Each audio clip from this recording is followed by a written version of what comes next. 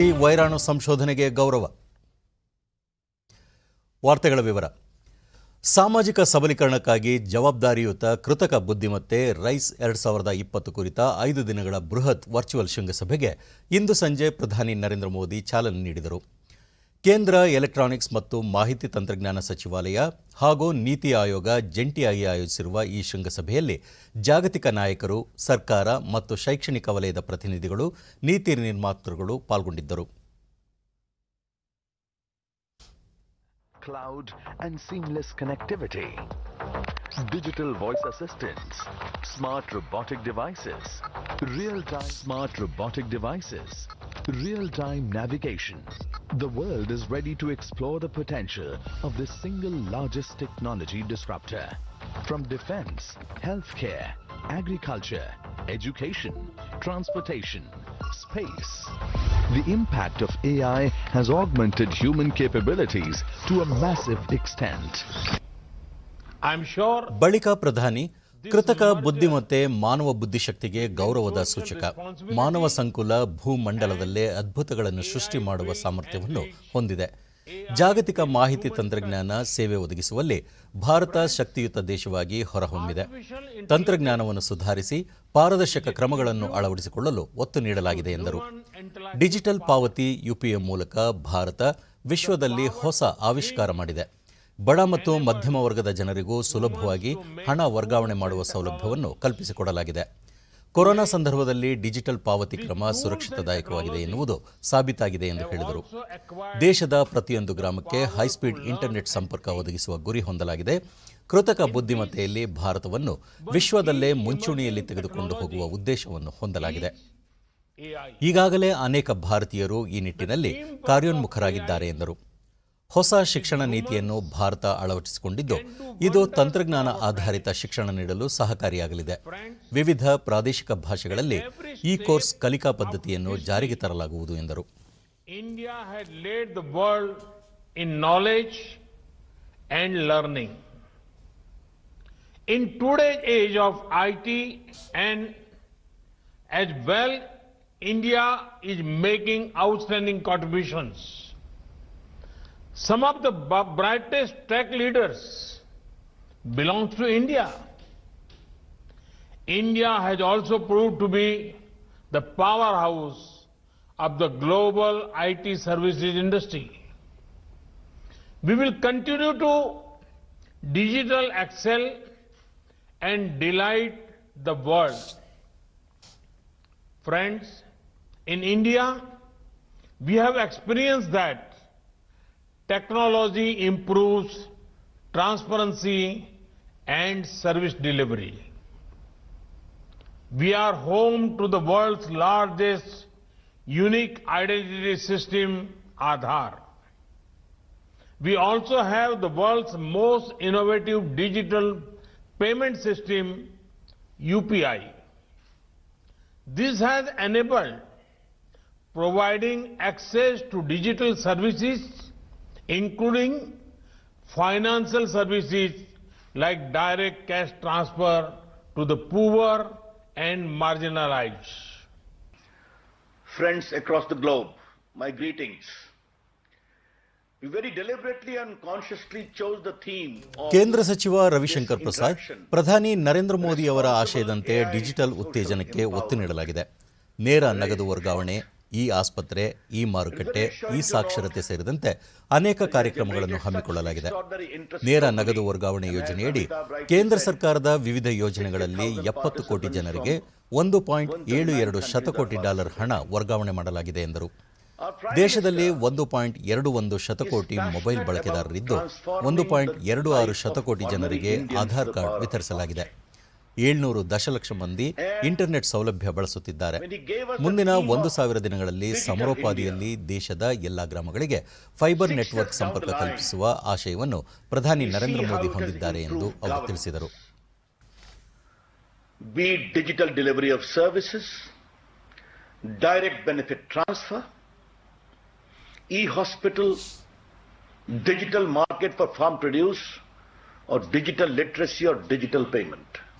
assisted healthcare facilities. 5 ದಿನಗಳ ಶೃಂಗಸಭೆಯಲ್ಲಿ ಆರೋಗ್ಯ, ಕೃಷಿ, ಶಿಕ್ಷಣ, ಸ್ಮಾರ್ಟ್ ಮೊಬಿಲಿಟಿ ಮುಂತಾದ ಕ್ಷೇತ್ರಗಳಲ್ಲಿ ಸಾಮಾಜಿಕ ಬದಲಾವಣೆ, ಸೇರ್ಪಡೆ ಹಾಗೂ ಸಬಲೀಕರಣಕ್ಕಾಗಿ ಕೃತಕ ಬುದ್ಧಿಮತ್ತೆಯನ್ನು ಬಳಸುವ ವಿಚಾರಗಳನ್ನು ವಿನಿಮಯ ಮಾಡಿಕೊಳ್ಳಲು 10 ಹಲವು ರೂಪುರೇಷೆಗಳನ್ನು ರೂಪಿಸುವ ಕಾರ್ಯಕ್ರಮ ಇದಾಗಿದೆ. Tune in to the next 5 days of Global Artificial Intelligence Summit, RAISE 2020. Responsible AI for social empowerment. ಕೇಂದ್ರ ಹಣಕಾಸು ಮತ್ತು ಸಾಂಸ್ಥಿಕ ವ್ಯವಹಾರಗಳ ಖಾತೆ ಸಚಿವೆ ನಿರ್ಮಲಾ ಸೀತಾರಾಮನ್ ಅಧ್ಯಕ್ಷತೆಯಲ್ಲಿ ದೆಹಲಿಯಲ್ಲಿಂದು ವಿಡಿಯೋ ಕಾನ್ಫರೆನ್ಸಿಂಗ್ ಮೂಲಕ ಸರಕು ಮತ್ತು ಸೇವೆಗಳ ಮಂಡಳಿಯ 42ನೇ ಸಭೆ ನಡೆಯಿತು. ಸಭೆಯ ನಂತರ ಮಾತನಾಡಿದ ನಿರ್ಮಲಾ ಸೀತಾರಾಮನ್, 20,000 ಕೋಟಿ ಸೆಸ್ ಪರಿಹಾರವನ್ನು ಶೀಘ್ರದಲ್ಲಿಯೇ ಹಾಗೂ ಮುಂದಿನ ವಾರಾಂತ್ಯದ ವೇಳೆಗೆ 24,000 ಕೋಟಿ ರೂಪಾಯಿ ಐಜಿಎಸ್ಟಿ ಹಣವನ್ನು ವಿವಿಧ ರಾಜ್ಯಗಳಿಗೆ ನೀಡಲು ನಿರ್ಧರಿಸಲಾಗಿದೆ ಎಂದು ತಿಳಿಸಿದರು. ಮುಂಬರುವ ಜನವರಿಯಿಂದ 5 ಕೋಟಿ ರೂಪಾಯಿವರೆಗೂ ವಾರ್ಷಿಕ ವಹಿವಾಟು ನಡೆಸುವ ಕಂಪನಿಗಳು ಪ್ರತಿ ತಿಂಗಳು ಜಿಎಸ್ಟಿ ಸಲ್ಲಿಸುವ ಅವಶ್ಯಕತೆ ಇಲ್ಲ.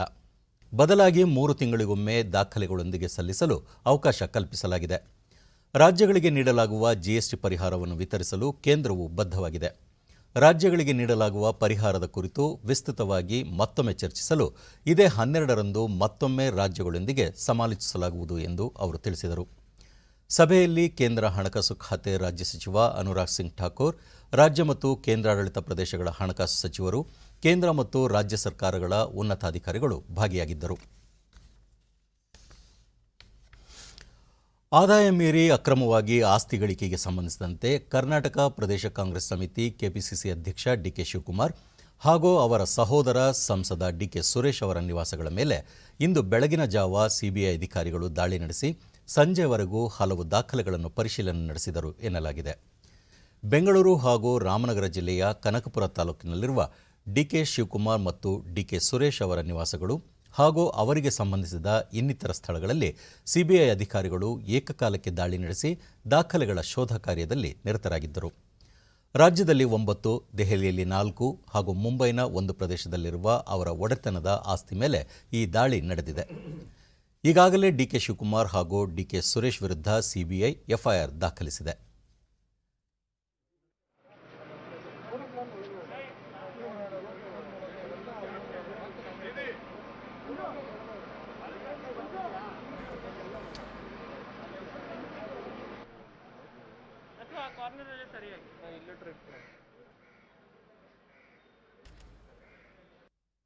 ಬಳಿಕ ಪಕ್ಷದ ಕಾರ್ಯಕರ್ತರನ್ನುದ್ದೇಶಿಸಿ ಮಾತನಾಡಿದ ಶಿವಕುಮಾರ್, 30 ವರ್ಷದ ರಾಜಕಾರಣದಲ್ಲಿ ಯಾವುದೇ ತಪ್ಪು ಮಾಡಿಲ್ಲ. ಸರ್ಕಾರ ವಿನಾಕಾರಣ ತಮ್ಮ ವಿರುದ್ಧ ಸಿಬಿಐ ತನಿಖೆಗೆ ಆದೇಶಿಸಿತ್ತು. ರಾಜಕೀಯ ಒತ್ತಡ, ತಂತ್ರಗಳಿಗೆ ಮಣಿಯುವುದಿಲ್ಲ ಎಂದು ಹೇಳಿದರು.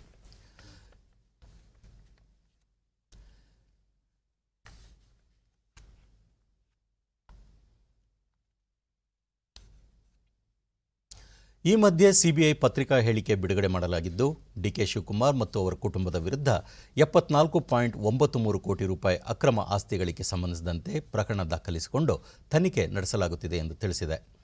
ಕಳೆದ ಮಾರ್ಚ್ನಲ್ಲಿ ಪ್ರಾಥಮಿಕ ತನಿಖೆ ನಡೆಸಲಾಗಿದ್ದು, ಅಂದಾಜು 57 ಲಕ್ಷ ರೂಪಾಯಿ ನಗದು, ಆಸ್ತಿ ಹಾಗೂ ಬ್ಯಾಂಕ್ಗೆ ಸಂಬಂಧಿಸಿದ ಹಲವು ದಾಖಲೆಗಳನ್ನು ವಶಪಡಿಸಿಕೊಳ್ಳಲಾಗಿದೆ. ಪ್ರಸ್ತುತ ತನಿಖೆ ಪ್ರಗತಿಯಲ್ಲಿದೆ ಎಂದು ತಿಳಿಸಿದೆ.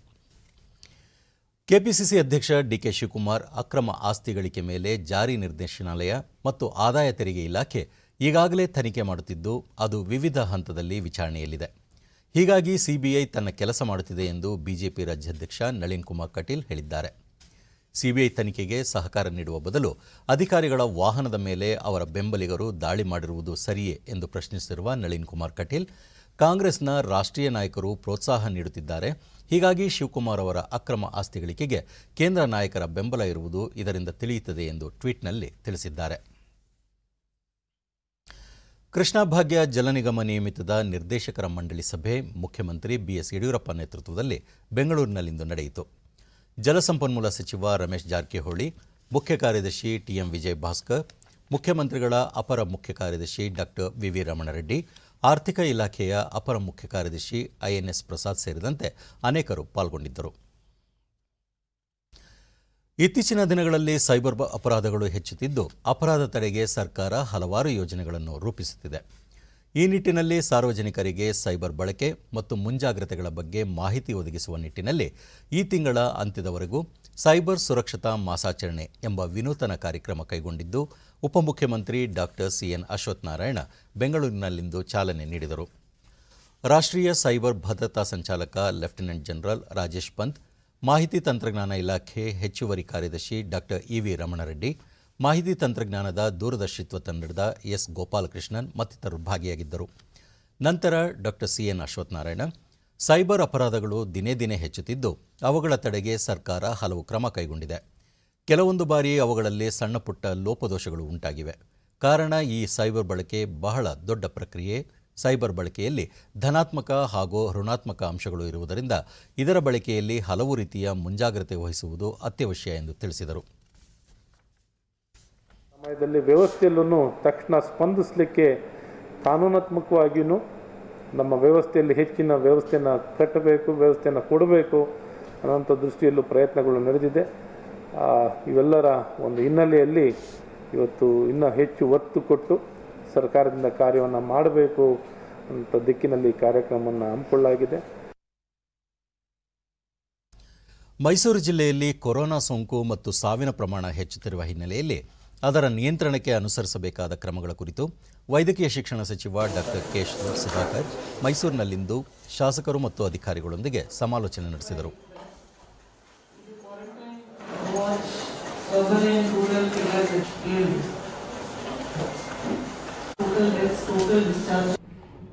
ಬಳಿಕ ಅವರು ರಾಜ್ಯದ ಎಲ್ಲ ಸರ್ಕಾರಿ ಆಸ್ಪತ್ರೆಗಳು ಮತ್ತು ವೈದ್ಯಕೀಯ ಕಾಲೇಜುಗಳಲ್ಲಿ ತಿಂಗಳಾಂತ್ಯದ ವೇಳೆಗೆ 33,000 ಆಮ್ಲಜನಕ ಹಾಸಿಗೆಗಳನ್ನು ಕೋವಿಡ್-19 ಸೋಂಕಿತರಿಗೆ ಮೀಸಲಿಡಲಾಗುವುದು ಎಂದು ಹೇಳಿದರು. ಪ್ರಾಥಮಿಕ ಆರೋಗ್ಯ ಕೇಂದ್ರ, ತಾಲೂಕು ಮತ್ತು ಜಿಲ್ಲಾಸ್ಪತ್ರೆಗಳಲ್ಲಿ ಆಮ್ಲಜನಕ ಪೂರೈಕೆ ಮಾಡುವ ಹಾಸಿಗೆಗಳನ್ನು ಒದಗಿಸಲಾಗುವುದು. ಕೊರೋನಾ ಸೋಂಕು ನಿಯಂತ್ರಣ ಸಂಬಂಧ ಕಾರ್ಯಪಡೆ ರಚಿಸಲು ಸರ್ಕಾರ ಮುಂದಾಗಿದ್ದು ಈಗಾಗಲೇ ಚರ್ಚೆ ನಡೆಸಲಾಗಿದೆ ಎಂದರು. 65 ವರ್ಷಕ್ಕಿಂತ ಮೇಲ್ಪಟ್ಟವರು ಸ್ವಯಂ ಪ್ರೇರಿತರಾಗಿ ಕೋವಿಡ್-19 ಪರೀಕ್ಷೆಯನ್ನು ಮಾಡಿಸಿಕೊಳ್ಳುವುದು ಅಗತ್ಯವಾಗಿದೆ. ಕೊರೋನಾ ಸೋಂಕು ನಿಯಂತ್ರಣಕ್ಕೆ ಪ್ರಸ್ತುತ ನಮ್ಮಲ್ಲಿರುವ ಅಸ್ತ್ರವೆಂದರೆ ಮಾಸ್ಕ್ ಧರಿಸುವುದು ಮಾತ್ರ. ಈ ಹಿನ್ನೆಲೆಯಲ್ಲಿ ಸಾರ್ವಜನಿಕರಲ್ಲಿ ಅರಿವು ಮೂಡಿಸಲಾಗುತ್ತಿದ್ದು ದಂಡವನ್ನು ಸಹ ವಿಧಿಸಲಾಗುತ್ತಿದೆ ಎಂದರು. ವಿಶ್ವವಿಖ್ಯಾತ ಮೈಸೂರು ದಸರಾ ಮಹೋತ್ಸವವನ್ನು ಅರ್ಥಪೂರ್ಣವಾಗಿ ಆಚರಿಸುವ ಜೊತೆಗೆ ಸೋಂಕು ಹಿನ್ನೆಲೆಯಲ್ಲಿ ಅನೇಕ ಮುನ್ನೆಚ್ಚರಿಕೆ ಕ್ರಮಗಳನ್ನು ಕೈಗೊಳ್ಳಲಾಗುವುದು. ಜಿಲ್ಲೆಯಲ್ಲಿ ಪಾಸಿಟಿವ್ ಪ್ರಕರಣ 10% ಸಾವಿನ ಸಂಖ್ಯೆಯೂ ಜಿಲ್ಲೆಯಲ್ಲಿ ಹೆಚ್ಚಿದೆ. ಇದರ ಪ್ರಮಾಣವನ್ನು ಕಡಿಮೆ ಮಾಡಲು ಅಧಿಕಾರಿಗಳಿಗೆ ಸೂಚಿಸಲಾಗಿದೆ ಎಂದರು. ವೈದ್ಯಕೀಯ ಶಿಕ್ಷಣ ಇಲಾಖೆ, ಆರೋಗ್ಯ ಇಲಾಖೆ ಇಡೀ ರಾಜ್ಯದಲ್ಲಿ ಮೈಸೂರು ಸೇರಿದಂಗೆ ಮೈಸೂರಿನಲ್ಲಿ ನಮ್ಮ ವೈದ್ಯಕೀಯ ಕಾಲೇಜ್ ಇದೆ. ಅದರಲ್ಲಿ ಆಸ್ಪತ್ರೆಯಲ್ಲಿ ಮತ್ತು ಜಿಲ್ಲಾ ಆಸ್ಪತ್ರೆಯಲ್ಲಿ, ತಾಲೂಕು ಆಸ್ಪತ್ರೆಯಲ್ಲಿ, ಸಮುದಾಯ ಚಿಕಿತ್ಸಾ ಕೇಂದ್ರಗಳಲ್ಲಿ ಕೂಡ ರಾಜ್ಯದಲ್ಲಿ ಇಂದು ಹೊಸದಾಗಿ 7,051 ಕೋವಿಡ್ ಪ್ರಕರಣಗಳು ದೃಢಪಟ್ಟಿದ್ದು ಇದರೊಂದಿಗೆ ಒಟ್ಟು ಸೋಂಕು ಪ್ರಕರಣಗಳ ಸಂಖ್ಯೆ 6,47,712ಕ್ಕೆ ಏರಿಕೆಯಾಗಿದೆ. ಇಂದು 7,064 ಮಂದಿ ಆಸ್ಪತ್ರೆಯಿಂದ ಬಿಡುಗಡೆಯಾಗಿದ್ದು ಇದುವರೆಗೂ ಗುಣಮುಖಗೊಂಡವರ ಸಂಖ್ಯೆ 5,22,846ಕ್ಕೆ ತಲುಪಿದೆ. ಇಂದು 84 ಮಂದಿ ಸಾವನ್ನಪ್ಪಿದ್ದು ಮೃತಪಟ್ಟವರ ಸಂಖ್ಯೆ 9,370ಕ್ಕೆ ಏರಿಕೆಯಾಗಿದೆ. ಸದ್ಯ ರಾಜ್ಯದಲ್ಲಿ 1,15,477 ಸಕ್ರಿಯ ಪ್ರಕರಣಗಳಿವೆ. 841 ಮಂದಿ ರಾಜ್ಯದ ವಿವಿಧ ಆಸ್ಪತ್ರೆಗಳಲ್ಲಿ ತೀವ್ರ ನಿಗಾ ಘಟಕದಲ್ಲಿ ಚಿಕಿತ್ಸೆ ಪಡೆಯುತ್ತಿದ್ದಾರೆ. 67,303 ಮಂದಿಗೆ ಇಂದು ಪರೀಕ್ಷೆ ನಡೆಸಿದ್ದು ಇದುವರೆಗೂ 53,27,463 ಮಂದಿಗೆ ಕೊರೋನಾ ಪರೀಕ್ಷೆ ನಡೆಸಲಾಗಿದೆ ಎಂದು ಆರೋಗ್ಯ ಮತ್ತು ಕುಟುಂಬ ಕಲ್ಯಾಣ ಇಲಾಖೆ ತಿಳಿಸಿದೆ. ಬೆಂಗಳೂರಿನಲ್ಲಿ 2,189 ಮಂದಿಗೆ ಸೋಂಕು ತಗುಲಿದ್ದು ಒಟ್ಟು ಸೋಂಕು ಪ್ರಕರಣಗಳ ಸಂಖ್ಯೆ 2,52,229ಕ್ಕೆ ಏರಿಕೆಯಾಗಿದೆ. ಇಂದು 2,972 ಮಂದಿ ಆಸ್ಪತ್ರೆಯಿಂದ ಬಿಡುಗಡೆಯಾಗಿದ್ದು ಇದುವರೆಗೂ ಗುಣಮುಖಗೊಂಡವರ ಸಂಖ್ಯೆ 1,95,015ಕ್ಕೆ ಏರಿಕೆಯಾಗಿದೆ.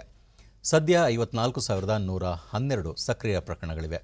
ಬೆಂಗಳೂರಿನಲ್ಲಿ 34 ಮಂದಿ ಮೃತಪಟ್ಟಿರುವುದು ಸೇರಿದಂತೆ ಒಟ್ಟಾರೆ 3,101 ಮಂದಿ ಸಾವನ್ನಪ್ಪಿದ್ದಾರೆ.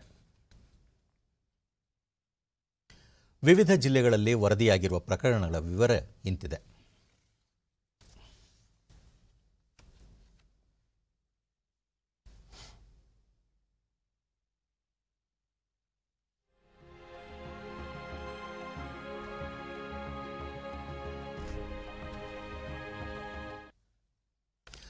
ಜಗತ್ತಿನಾದ್ಯಂತ 10 ಲಕ್ಷಕ್ಕೂ ಹೆಚ್ಚು ಜನರು ಕೋವಿಡ್-19ರಿಂದ ಮೃತಪಟ್ಟಿದ್ದಾರೆ.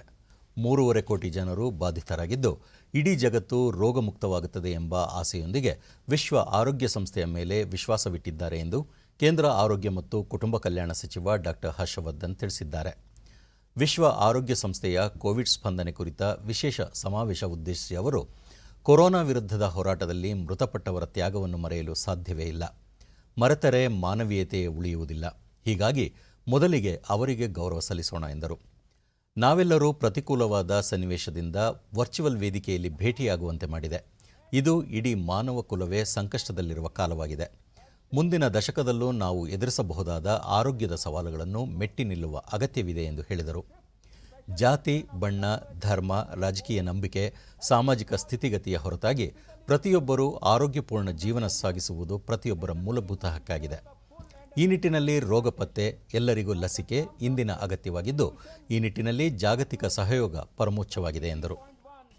On COVID-19 response, at WHO, we are already providing thought leadership to the entire world in the sphere of public health, engaging in partnerships where joint action is needed, shaping the research agenda and stimulating the dissemination of valuable knowledge. We believe in the principles that the enjoyment of the highest attainable standard of health is one of the fundamental rights of every human being without distinction of race, religion, political belief, economic or social condition. We all understand that therapeutics, diagnostics and vaccines for the whole world is the only way out of this pandemic. Global collaboration is paramount. I believe that we at WHO must all rise to the occasion to save the power. ಶಾಲೆಗಳು ಹಂತ ಹಂತವಾಗಿ October 15ರಿಂದ ಪುನರಾರಂಭವಾದ ತರುವಾಯ 2-3 ವಾರಗಳ ಕಾಲ ಯಾವುದೇ ಮೌಲ್ಯಮಾಪನ ಇರುವುದಿಲ್ಲ ಎಂದು ಕೇಂದ್ರ ಮಾನವ ಸಂಪನ್ಮೂಲ ಅಭಿವೃದ್ಧಿ ಖಾತೆ ಸಚಿವ ರಮೇಶ್ ಪೋಖ್ರಿಯಾಲ್ ನಿಶಾಂಕ್ ಸ್ಪಷ್ಟಪಡಿಸಿದ್ದಾರೆ. ಐಸಿಟಿ ಮತ್ತು ಆನ್ಲೈನ್ ಕಲಿಕೆಯನ್ನು ಉತ್ತೇಜಿಸಲಾಗುವುದು. ಕೇಂದ್ರ ಗೃಹ ಸಚಿವಾಲಯದ ಮಾರ್ಗಸೂಚಿಗೆ ಅನುಗುಣವಾಗಿ ಶಿಕ್ಷಣ ಸಚಿವಾಲಯ ಬೃಹತ್ ಎಸ್ಒಪಿ ಸಿದ್ಧಪಡಿಸಿದ್ದು, ವಿದ್ಯಾರ್ಥಿಗಳ ಮತ್ತು ಶಿಕ್ಷಕರ ಕ್ಷೇಮದ ಖಾತ್ರಿ ಪಡಿಸಲಿದೆ ಎಂದು ತಿಳಿಸಿದ್ದಾರೆ. ಕೊರೋನಾ ಮಹಾಮಾರಿ ಹರಡದಂತೆ ತಡೆಯಲು ಶಾಲೆಗಳಿಗೆ, ವಿದ್ಯಾರ್ಥಿಗಳಿಗೆ ಮತ್ತು ಪಾಲಕರಿಗೆ ಈ ಮಾರ್ಗಸೂಚಿ ಮಾರ್ಗದರ್ಶನ ಮಾಡಲಿದೆ ಎಂದು ನಿಶಾಂಕ್ ತಿಳಿಸಿದ್ದಾರೆ. ಶಾಲೆಗಳಲ್ಲಿ ವಿದ್ಯಾರ್ಥಿಗಳ ನಡುವೆ ವ್ಯಕ್ತಿಗತ ಅಂತರ ಎಷ್ಟಿರಬೇಕು, ಶಾಲಾ ಕೊಠಡಿಗಳ ಸ್ವಚ್ಛತೆ ಹೇಗಿರಬೇಕು, ವಿದ್ಯಾರ್ಥಿಗಳನ್ನು ಯಾವ ರೀತಿ ಕೂರಿಸಬೇಕು ಎಂಬಿತ್ಯಾದಿ ವಿಚಾರಗಳಲ್ಲಿ ಯಾವುದೇ ಗೊಂದಲ ಇಲ್ಲದ ರೀತಿ ಮಾರ್ಗಸೂಚಿಯಲ್ಲಿ ವಿವರಿಸಲಾಗಿದೆ ಎಂದರು. ಕೋವಿಡ್ ಕಾಲದಲ್ಲೂ ಜೆಇಇ ಸೇರಿದಂತೆ ಹಲವು ಪರೀಕ್ಷೆಗಳು ದೇಶದಾದ್ಯಂತ ನಡೆದಿದ್ದು, ವಿದ್ಯಾರ್ಥಿಗಳು ನಿಯಮ, ಮಾರ್ಗಸೂಚಿ ಪಾಲಿಸಿದ್ದಾರೆ. ಕೋವಿಡ್ ಇನ್ನೂ ವ್ಯಾಪಿಸುತ್ತಿರುವ ಹಿನ್ನೆಲೆಯಲ್ಲಿ ಶಿಕ್ಷಕರು, ವಿದ್ಯಾರ್ಥಿಗಳು, ಶಿಕ್ಷಣ ಸಂಸ್ಥೆಗಳು ಸ್ಥಳೀಯ ಆಡಳಿತ ಸುರಕ್ಷತೆಗೆ ಹೆಚ್ಚಿನ ಆದ್ಯತೆ ನೀಡಬೇಕು ಎಂದ ಅವರು, ಯಾವುದೇ ಮಗುವಿಗೆ ಶಾಲೆಗೆ ಕಡ್ಡಾಯವಾಗಿ ಬರುವಂತೆ ಒತ್ತಾಯಿಸುವಂತಿಲ್ಲ ಎಂದು ಸ್ಪಷ್ಟಪಡಿಸಿದರು. ದೇಶದ ರೈತರನ್ನು ಸಬಲೀಕರಣಗೊಳಿಸಲು ಸರ್ಕಾರ ಸಂಸತ್ತಿನಲ್ಲಿ ಕೃಷಿ ಸುಧಾರಣಾ ಮಸೂದೆ ಮಂಡಿಸಿತು. ಆಗ ಸದನದಿಂದ ಕಣ್ಮರೆಯಾಗಿದ್ದ ಕಾಂಗ್ರೆಸ್ ನಾಯಕರು ಈಗ ಕ್ರಾಂತಿಕಾರಿಯಾದ ಮಸೂದೆ ವಿರುದ್ಧ ಅಪಪ್ರಚಾರ ಮಾಡುತ್ತಿದ್ದಾರೆ ಎಂದು ಕೇಂದ್ರ ಸಚಿವೆ ಸ್ಮೃತಿ ಇರಾನಿ ಗಾಂಧಿನಗರದಲ್ಲಿ ಆರೋಪಿಸಿದ್ದಾರೆ. ಸಂಸತ್ತಿನಲ್ಲಿ ಅನುಮೋದನೆಗೊಂಡಿರುವ ಕಾಯ್ದೆಗಳಿಂದಾಗಿ ಸ್ವತಂತ್ರ ಭಾರತದಲ್ಲಿ ರೈತರು ನಿಜ ಅರ್ಥದಲ್ಲಿ ಸ್ವತಂತ್ರರಾಗಿದ್ದಾರೆ ಎಂದು ಬಣ್ಣಿಸಿದ ಅವರು, ಕೃಷಿಕರು ರಾಷ್ಟ್ರದ ಯಾವುದೇ ಭಾಗದಲ್ಲಿ ಯಾರಿಗೆ ಬೇಕಾದರೂ ತಮ್ಮ ಉತ್ಪನ್ನವನ್ನು ತಾವು ಬಯಸಿದ ಬೆಲೆಗೆ ಮಾರಾಟ ಮಾಡಬಹುದು ಎಂದು ಹೇಳಿದರು. ಹೀಗೆ ತಮ್ಮ ಉತ್ಪನ್ನ ಮಾರಾಟ ಮಾಡುವ ರೈತರಿಗೆ ತತ್ಕ್ಷಣವೇ ಹಣ ದೊರೆಯುವಂತೆ ಮಾಡಲು ಸರ್ಕಾರ ಕ್ರಮ ಕೈಗೊಂಡಿದೆ. ಆದರೂ ಏಕೆ ಕಾಂಗ್ರೆಸ್ ಪಕ್ಷ ಇದಕ್ಕೆ ವಿರೋಧ ವ್ಯಕ್ತಪಡಿಸುತ್ತಿದೆ ಎಂದು ಪ್ರಶ್ನಿಸಿದರು. ಆತ್ಮನಿರ್ಭರ ಭಾರತದ ಕಲ್ಪನೆಯ ಸಾಕಾರಕ್ಕೆ ರೈತರನ್ನು ಸಮೃದ್ಧಗೊಳಿಸುವ ಅಗತ್ಯವಿದೆ ಎಂಬುದನ್ನು ಸರ್ಕಾರ ಅರಿತಿದ್ದು, ಆ ನಿಟ್ಟಿನಲ್ಲಿ ಕೃಷಿ ಮೂಲಸೌಕರ್ಯ ಹೆಚ್ಚಳಕ್ಕೆ 1 ಲಕ್ಷ ಕೋಟಿ ರೂಪಾಯಿಗಳನ್ನು ಬಜೆಟ್ನಲ್ಲಿ ಹಂಚಿಕೆ ಮಾಡಿದೆ. ಮೀನುಗಾರಿಕೆ, ಪಶುಸಂಗೋಪನೆಗೂ ಒತ್ತು ನೀಡಿದೆ ಎಂದು ತಿಳಿಸಿದರು. पर कांग्रेस और उनके सहयोगी दलों ने अटैक किया। ये वो पद है जिसे राष्ट्र के उपराष्ट्रपति जी सुशोभित करते हैं। कांग्रेस पार्टी ने उन लोगों का समर्थन किया जिन्होंने देश के उपराष्ट्रपति के पद पर हमला बोला। देश के उपराष्ट्रपति उपसभापति देश की जनता के प्रतिनिधि हैं, लेकिन अपनी राजनीति को चमकाने के लिए कांग्रेस और उनके सहयोगी मित्रों ने इस प्रकार का दुस्साहस किया। फिर भी भारतीय जनता पार्टी का संकल्प फलीभूत हुआ। कृषि क्षेत्र से संबंधित ये तीनों ऐतिहासिक बिल पारित हुए। ಸಾಲದ ಕಂತಿನ ಪಾವತಿ ಮುಂದೂಡಿಕೆಗೆ ಬಡ್ಡಿ ವಿಧಿಸುವ ಕುರಿತ ಪ್ರಕರಣಕ್ಕೆ ಸಂಬಂಧಿಸಿದಂತೆ ಕೇಂದ್ರ ಸರ್ಕಾರ ಮತ್ತು ಭಾರತೀಯ ರಿಸರ್ವ್ ಬ್ಯಾಂಕ್ಗೆ ಹೊಸ ಪ್ರಮಾಣಪತ್ರ ಸಲ್ಲಿಸುವಂತೆ ಸುಪ್ರೀಂ ಕೋರ್ಟ್ ಸೂಚಿಸಿದ್ದು, ಮುಂದಿನ ವಿಚಾರಣೆಯನ್ನು ಇದೇ 13ಕ್ಕೆ ಮುಂದೂಡಿದೆ. ಅಕ್ಟೋಬರ್ 2ರಂದು ಕೇಂದ್ರ ಸರ್ಕಾರ ಸಲ್ಲಿಸಿರುವ ಪ್ರಮಾಣಪತ್ರಕ್ಕೆ ಸಂಬಂಧಿಸಿದಂತೆ ವಿಸ್ತೃತ ಹೇಳಿಕೆ ಸಲ್ಲಿಸಲು ಸೂಚಿಸಿದ ನ್ಯಾಯಾಲಯ ಅರ್ಜಿದಾರರು ಮತ್ತು ಇತರ ಪಕ್ಷಕಾರರಿಗೂ ಕೇಂದ್ರದ ಪ್ರಮಾಣಪತ್ರ ಕುರಿತಂತೆ ತಮ್ಮ ಪ್ರತಿಕ್ರಿಯೆ ಸಲ್ಲಿಸಲು ಸೂಚಿಸಿತು. ಇದೇ ವೇಳೆ ನ್ಯಾಯಾಲಯ ಕೋವಿಡ್ ಸಂದರ್ಭದಲ್ಲಿ ವಿವಿಧ ಸಾಲಗಳ ಕುರಿತಂತೆ ಕೆವಿ ಕಾಮತ್ ಸಮಿತಿಯ ವರದಿಯಲ್ಲಿನ ಶಿಫಾರಸುಗಳನ್ನು ಸಲ್ಲಿಸುವಂತೆ ನಿರ್ದೇಶಿಸಿತು.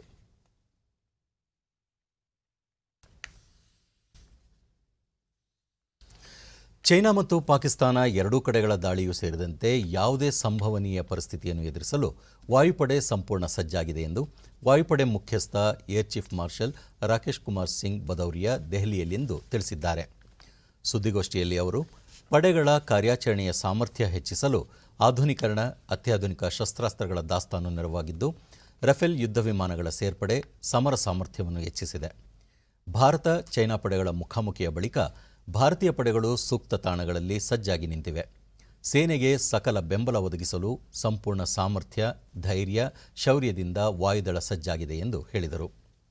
ಭೂಸೇನೆ, ವಾಯುಸೇನೆ ಮತ್ತು ನೌಕಾಪಡೆಗಳ ನಡುವೆ ಏಕತೆಯನ್ನು ಹೆಚ್ಚಿಸಲು ಭಾರತೀಯ ವಾಯುಪಡೆ ಸಕ್ರಿಯವಾಗಿ ಶ್ರಮಿಸುತ್ತಿದ್ದು, ಇದು ದೇಶದ ಸಮರ ಸಾಮರ್ಥ್ಯವನ್ನು ಹೆಚ್ಚಿಸಿದೆ ಎಂದರು. ರಕ್ಷಣಾ ವ್ಯವಹಾರಗಳ ಇಲಾಖೆ, ಸೇನಾಪಡೆಗಳ ಮುಖ್ಯಸ್ಥರ ನೇಮಕ ಈ ನಿಟ್ಟಿನಲ್ಲಿ ಹೆಗ್ಗುರುತಿನ ಕ್ರಮವಾಗಿದೆ ಎಂದ ಅವರು, ನಿರೀಕ್ಷಿತ ಸಾಮರ್ಥ್ಯ ವರ್ಧನೆಗೆ, ನಿರೀಕ್ಷಿತ ದಾಳಿ ಸಾಮರ್ಥ್ಯ ಹೆಚ್ಚಳಕ್ಕೆ 3 ಪಡೆಗಳ ನಡುವಿನ ಒಮ್ಮತ ಅನುಕೂಲಕರವಾಗಿದ್ದು, ಭಾರತೀಯ ವಾಯುಪಡೆ ದೇಶೀಯ ಯುದ್ಧೋಪಕರಣಗಳ ಉತ್ಪಾದನೆ ಹೆಚ್ಚಳಕ್ಕೂ ಗಮನ ಹರಿಸಿದೆ ಎಂದು ತಿಳಿಸಿದರು. Coordination and overall combat capabilities of the Indian Armed Forces.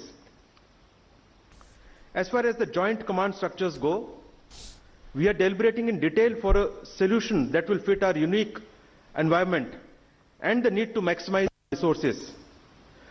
Tri-services study teams have been formed which are looking and deliberating to arrive at the most optimum solution, and the contours of such a joint structure would come up in the near future. The core competence of each service is being effectively synergized to attain the desired capability and generate the desired effect in operations. The formation of Air Defense Command 2020ನೇ ಸಾಲಿನ ವೈದ್ಯಕೀಯ ವಿಭಾಗದ Nobel ಪ್ರಶಸ್ತಿಯನ್ನು ಪ್ರಕಟಿಸಲಾಗಿದ್ದು, Harvey J Alter, Michael Houghton ಮತ್ತು Charles M Rice ಅವರು ಪ್ರಶಸ್ತಿಗೆ ಪಾತ್ರರಾಗಿದ್ದಾರೆ. ಜಂಟಿಯಾಗಿ ನಡೆಸಿದ ಹೆಪಟೈಟಿಸ್ ಸಿ ವೈರಾಣು ಸಂಶೋಧನೆಗಾಗಿ ಈ ಪ್ರಶಸ್ತಿ ಅವರಿಗೆ ಸಂದಿದ್ದು, ಇವರ ಸಂಶೋಧನೆಯಿಂದ ಕೋಟ್ಯಾಂತರ ಜನರ ಜೀವ ಉಳಿಸಲಾಗಿದೆ ಎಂದು ತಿಳಿಸಿದೆ.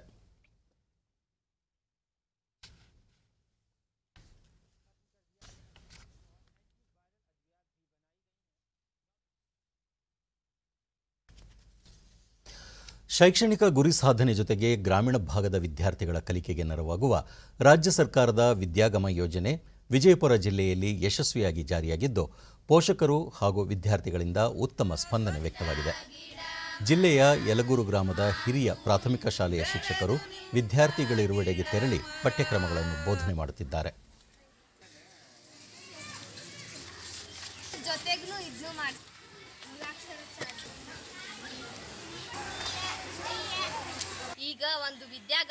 ಡಿಡಿ ನ್ಯೂಸ್ನೊಂದಿಗೆ ವಿದ್ಯಾರ್ಥಿನಿ ಸಾವಿತ್ರಿ, ಕೊರೋನಾ ಸಂದಿಗ್ಧ ಸಂದರ್ಭದಲ್ಲಿಯೂ ಶಿಕ್ಷಕರು ತಮ್ಮ ಮನೆಯ ಬಳಿಯೇ ಪಾಠ ಪ್ರವಚನಗಳನ್ನು ಮಾಡುತ್ತಿರುವುದರಿಂದ ಕಲಿಕೆ ಸುಲಭವಾಗಿದೆ ಎಂದು ತಿಳಿಸಿದರು. ಎಲ್ಲ ಪಠ್ಯ ಪುಸ್ತಕ ಹೊರತಾಗಿ ಕತೆಗಳು, ಹಾಡುಗಳು, ಕವನಗಳು ಮುಂತಾದವು ಕಳಿಸಿದ್ರಿ. ಮತ್ತು ವರ್ಕ್ಶೀಟ್ ಅಂತ ಕೊಡ್ತಿದ್ರಿ, ಅಭ್ಯಾಸ ಹಾಳೆ, ಅವು ಕ್ವಶನ್ ಬಿಡ್ತಿದ್ರಿ, ನಾವು ಬರಿತಿದ್ದೇವ್ರಿ.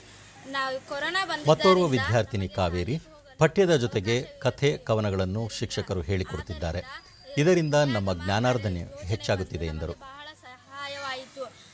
ನಮ್ಮ ಶಿಕ್ಷಕರು ಓಣಿಗೆ ಬಂದು 4 ಹುಡುಗರಂತೆ ಕುಂದಿರಿಸ್ಕೊಂಡು ಅದರ ಪಠ್ಯ ಪುಸ್ತಕದ ಹೊರತು ಪಠ್ಯ ಪುಸ್ತಕದವರಿದ್ದು ಎಲ್ಲ ಪಾಠಗಳು ಮತ್ತು ಕವನಗಳು ಸಾಹಿತ್ಯಗಳು ಎಲ್ಲ ಕಲಿಸ್ಕೊಡ್ರಿ.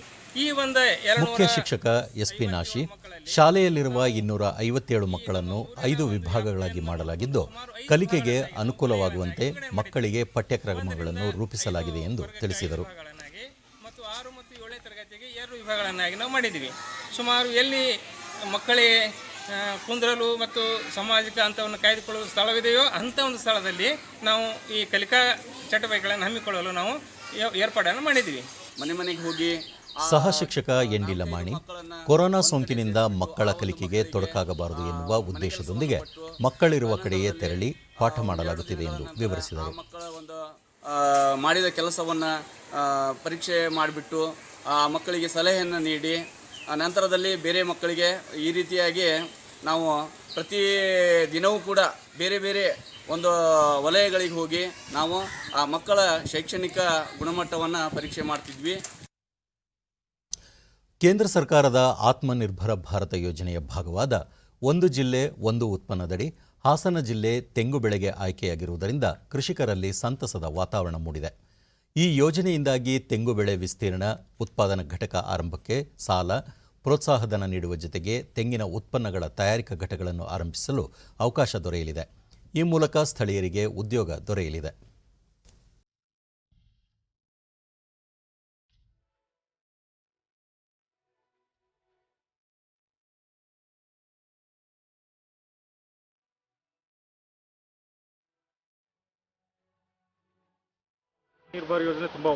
ಡಿಡಿ ನ್ಯೂಸ್ನೊಂದಿಗೆ ಯುವ ಉದ್ಯಮಿ ಹರೀಶ್, ಯುವ ಸಮೂಹಕ್ಕೆ ಕೇಂದ್ರದ ಯೋಜನೆಯಿಂದ ಹೆಚ್ಚಿನ ಅನುಕೂಲವಾಗಲಿದ್ದು ಸ್ವಉದ್ಯಮ ಆರಂಭಿಸಲು ಇದು ಸಕಾಲ ಎಂದು ಅಭಿಪ್ರಾಯಪಟ್ಟರು. ಯಾವುದು ಕೂಡ ವೇಸ್ಟೇಜ್ ಅಂತ ಏನಿಲ್ಲ ಇದರಲ್ಲಿ. ಸೊ ಇದು ಒಳ್ಳೆ ನಿರ್ಧಾರ. ಜೊತೆಗೆ ನಮ್ಮಲ್ಲಿ ಇದು ಎಚ್ಚೆತ್ಕೊಂಡು ಇದನ್ನು ಅರಿವು ಮಾಡಿಕೊಂಡು ನಮ್ಮ ಯಂಗ್ಸ್ಟರ್ಸ್ಗಳು ನಿಜವಾಗ್ಲೂ ಹೇಳ್ಬೇಕು, ಯಂಗ್ಸ್ಟರ್ಸ್ಗಳು ಬಂದು ಇದನ್ನು ಪ್ರಾಜೆಕ್ಟ್ಗಳನ್ನ ಶುರು ಮಾಡಬೇಕು.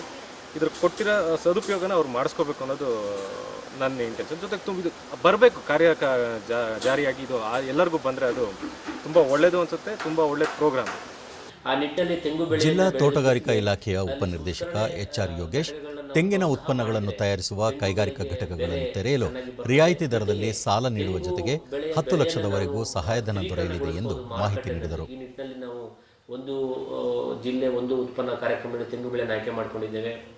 ಇದರಲ್ಲಿ ಪ್ರಮುಖ ಅಂಶ ಏನಂತ ಹೇಳಿದರೆ, ಈ ಬೆಳೆಗೆ ಸಂಬಂಧಪಟ್ಟಂತಹ ಸಂಸ್ಕರಣಾ ಘಟಕಗಳನ್ನ ಯಾವುದೇ ಹೊಸದಾಗಿ ಸ್ಥಾಪನೆ ಮಾಡೋದಾಗಲಿ ಅಥವಾ ಇರೋ ಘಟಕಗಳನ್ನ ಕೊರೋನಾ ಮಹಾಮಾರಿ ವಿಶ್ವವ್ಯಾಪಿ ಆವರಿಸಿರುವ ಹಿನ್ನೆಲೆಯಲ್ಲಿ ಜನರ ಸುರಕ್ಷತೆ ದೃಷ್ಟಿಯಿಂದ ಎಲ್ಲ ರೀತಿಯ ಮುನ್ನೆಚ್ಚರಿಕಾ ಕ್ರಮಗಳನ್ನು ಕೈಗೊಳ್ಳಲಾಗಿದೆ. ಮುಖ್ಯವಾಗಿ ಈ ಸಂದರ್ಭದಲ್ಲಿ ವ್ಯಕ್ತಿಗತ ಅಂತರ ಕಾಯ್ದುಕೊಳ್ಳುವುದರ ಜೊತೆಗೆ ಮಾಸ್ಕ್ ಧರಿಸುವುದು ಅತ್ಯಂತ ಕಡ್ಡಾಯವಾಗಿದೆ.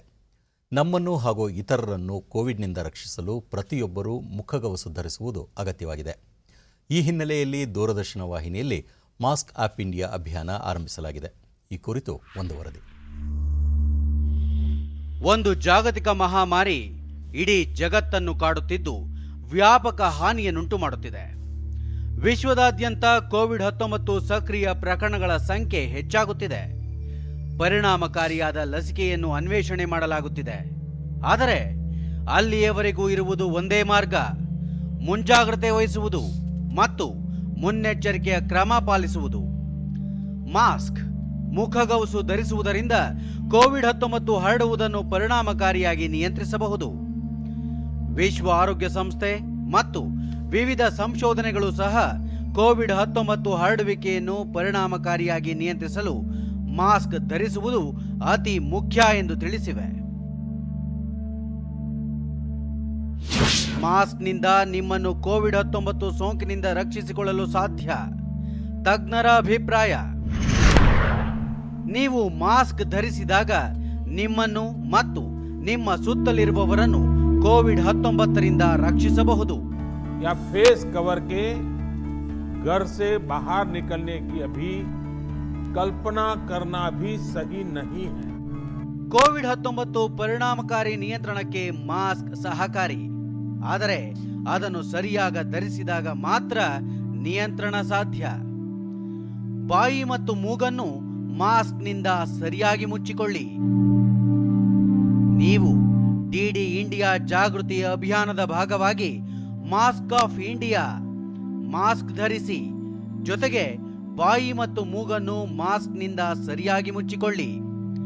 ಸರಿಯಾದ ಕ್ರಮದಲ್ಲಿ ಮಾಸ್ಕ್ ಧರಿಸಲು ನಿಮ್ಮ ಕುಟುಂಬದವರು ಮತ್ತು ಸ್ನೇಹಿತರಿಗೆ ತಪ್ಪದೇ ತಿಳಿಸಿ.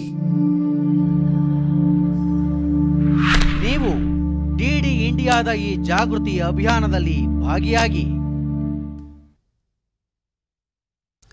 ಕೊನೆಯಲ್ಲಿ ಮತ್ತೊಮ್ಮೆ ಮುಖ್ಯಾಂಶಗಳು. ಕೃತಕ ಬುದ್ಧಿಮತ್ತೆಯಲ್ಲಿ ಭಾರತ ಮುಂಚೂಣಿ ಸ್ಥಾನ ಹೊಂದಲು ಕೇಂದ್ರದಿಂದ ಹಲವು ಕ್ರಮ. ಎಲ್ಲಾ ಗ್ರಾಮಗಳಿಗೂ ಶೀಘ್ರದಲ್ಲೇ ಹೈಸ್ಪೀಡ್ ಇಂಟರ್ನೆಟ್. ಪ್ರಧಾನಿ ನರೇಂದ್ರ ಮೋದಿ. ರಾಜ್ಯಗಳಿಗೆ 20,000 ಕೋಟಿ ರೂಪಾಯಿ ಪರಿಹಾರ ವಿತರಣೆ. ಜಿಎಸ್ಟಿ ಪರಿಹಾರ ವಿತರಿಸಲು ಬದ್ಧ. ಸಚಿವೆ ನಿರ್ಮಲಾ ಸೀತಾರಾಮನ್. ಅಕ್ರಮ ಆಸ್ತಿ ಗಳಿಕೆ ಪ್ರಕರಣ. ಡಿಕೆ ಶಿವಕುಮಾರ್ ನಿವಾಸ ಸೇರಿ ಹಲವೆಡೆ ಸಿಬಿಐ ದಾಳಿ. ರಾಜಕೀಯ ತಂತ್ರಗಳಿಗೆ ಮಣಿಯುವುದಿಲ್ಲ. ಕೆಪಿಸಿಸಿ ಅಧ್ಯಕ್ಷ. ಹಾಗೂ ವೈದ್ಯಕೀಯ ಕ್ಷೇತ್ರದ ಸಾಧನೆಗಾಗಿ 3 ವಿಜ್ಞಾನಿಗಳಿಗೆ 2020ನೇ ಸಾಲಿನ ನೊಬೆಲ್ ಪಾರಿತೋಷಕ.